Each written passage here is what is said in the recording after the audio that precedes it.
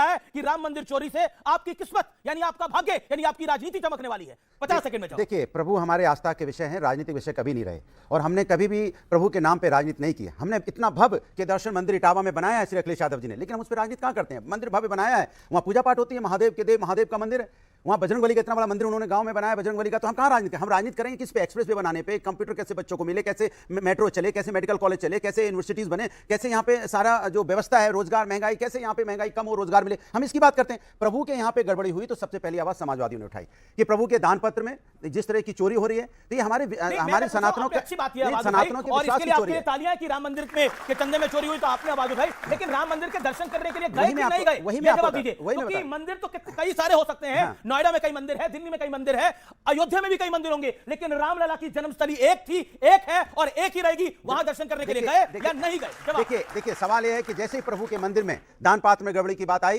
तो सबसे पहली आवाज समाजवादी पार्टी के राष्ट्रीय अध्यक्ष ने उठाई।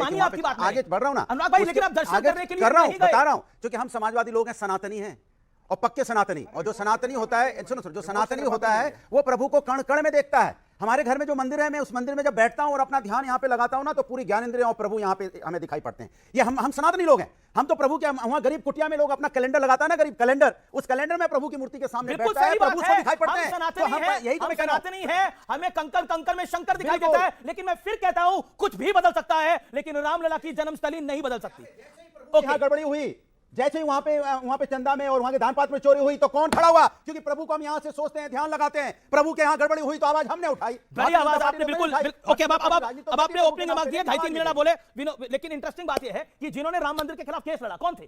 कांग्रेस के नेता कपिल सिब्बल, और कपिल सिब्बल को दोबारा राज्यसभा में किसने भेजा? समाजवादी पार्टी ने। अब ये भी सत्य और तथ्य है सर। अब मैं रुक करता हूं विनोद बंसल का। विनोद बंसल, क्या आपको लगता है कि ये राम मंदिर के विषय में छिछाली दर हो रही है, चंदा चोरी के विषय में, और वीएचपी पे भी बहुत सारे सवाल खड़े हो रहे हैं विश्व हिंदू परिषद में? देखिए, मैं निवेदन करूंगा कि आपके दर्शकों को भी और सबको, कि चंदा शब्द नहीं है हमारे डिक्शनरी में, ये दान है, समर्पण है। दान चोरी, आस्था और विश्वास के साथ में जिन्होंने समर्पित किया, उस समर्पण के साथ में जो सेंध लगाने का प्रयास कर रहे हैं, निस्संदेह वो पकड़े जाएंगे।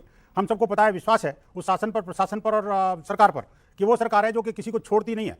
अगर कोई छेड़ेगा तो उसको ऊपर तक पहुंचाने में उसको अच्छी तरह जानती है। और दूसरी बात ये छल किसके साथ किया? ये छल किसी सामान्य व्यक्ति के साथ नहीं किया, ये भगवान राम की जन्मस्थली पर बने भव्य दिव्य मंदिर के साथ किया है किसने। मैं कहता हूं अभी समय से एफआईआर दर्ज हुई, एसआईटी बनी, एफआईआर दर्ज हुई, स्वयं चंपत राय जी उस एसआईटी के सामने पहले उपस्थित हुए, उन्होंने कहा सबसे पहले मेरे से शुरुआत करिए, उन्होंने एफआईआर दर्ज कराई, और आप देखिए क्रिमिनल प्रोसीजर सब शुरू हो गए। हमें लगता है कि जल्दी से जल्दी वो अपराधी भी पकड़े जाएंगे, काफी सारे पकड़े भी गए और पकड़े जाएंगे, और उनसे रिकवरी भी होगी। मैं कहता हूं कठोरतम सजा भी होनी चाहिए। हम कल हमारे, लेकिन ये हुआ क्यों सर? ऐसे भी नहीं आप पलट के आप पूरा मामला झाड़ सकते, ये हुआ क्यों? हो कैसे रहा?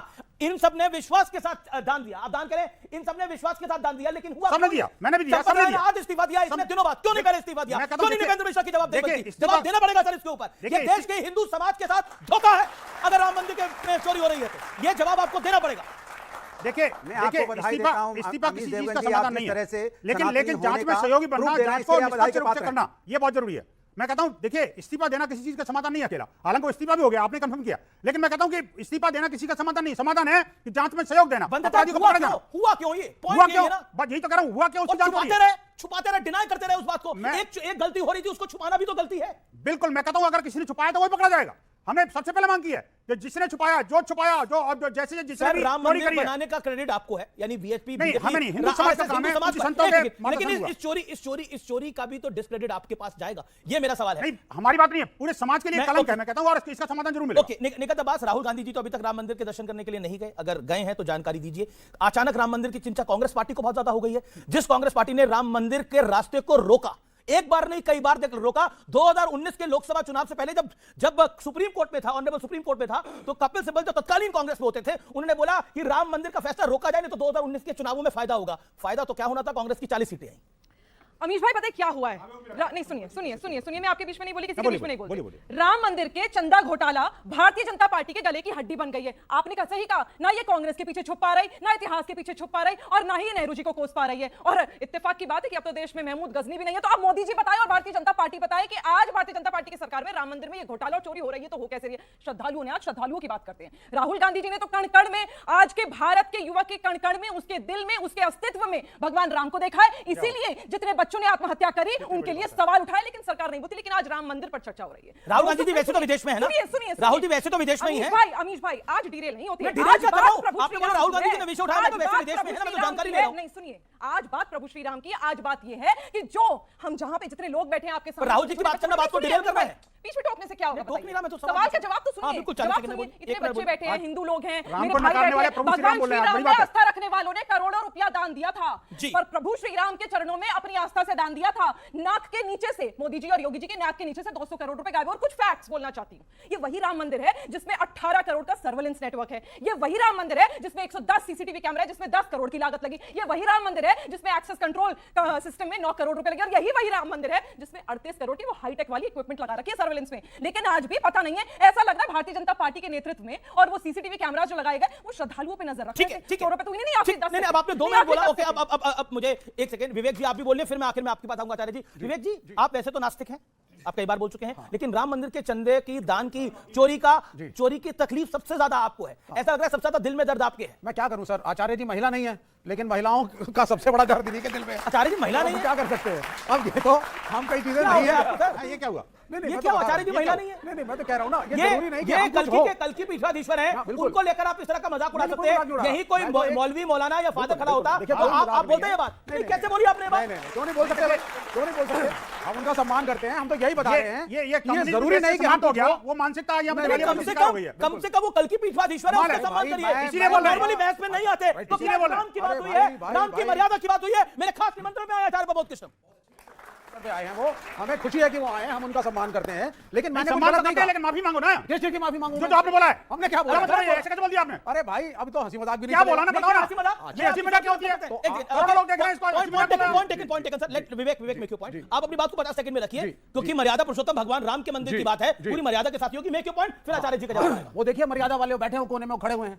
चंपत राय जी कभी विश्व हिंदू परिषद में थे? हाँ या ना? आज मेंबर अरे हैं? थे हाँ नहीं, या आज ना? भी हैं। हैं आज ना? भी हैं। आपकी तरह नहीं है, भाग तो जाते हैं। चंपत राय अभी भी ये विश्व हिंदू भागने परिषद वालों में में से नहीं हम लोग। अच्छा आगे ए, बढ़िए। ए, आज ए, सड़क पे ए, क्या नारा ए, लग रहा है? ए, आजकल आजकल सड़क पे क्या नारा लग रहा है? बच्चा बच्चा राम का, चंपत राय के काम का। क्या यार, यानी कि बात हो बच्चा बच्चा राम का, अरे, सब आप कम्युनिस्ट सब खत्म भगवान हो गए। राम ए, ए, को ए, सुनते जाइए, दुख मत बनाइए। आप लोगों ने गलत कार्य करे हैं, मूर्खता आपकी है, गलतियां आपकी है, छुपा आप रहे हैं, पाप आपके हैं। दिवाली आप हो तो गए, मुझ पे नक्सलवाद उंगली आपने उठा बढ़ाया, करके अपमानवाद आपने बढ़ाया। अपमान आप कह रहे हैं और आचार्य का अभी- अपमान अभी- कर दिया। अभी भी सुपरस्टार आप बने हुए हैं। सुनिए, सर बंसल दी अपनी टर्न पे मेरा निवेदन है, मेरी बहस में बीच में मत हम बोलिए। नक्सली भी आ गए, नास्तिक भी आ गए, सब आ जाएगा। मुझे कहा जा रहा है आपने आचार्य का अपमान कर दिया है, हंसी मजाक को। स्वयं आपने भगवान राम का क्या किया? आप तो आस्तिक हैं, आप तो भक्त हैं। चंपत राय आपसे बड़े भक्त हैं, उससे बड़े भक्त योगी आदित्यनाथ हैं, है ना? क्या करके बैठे हो?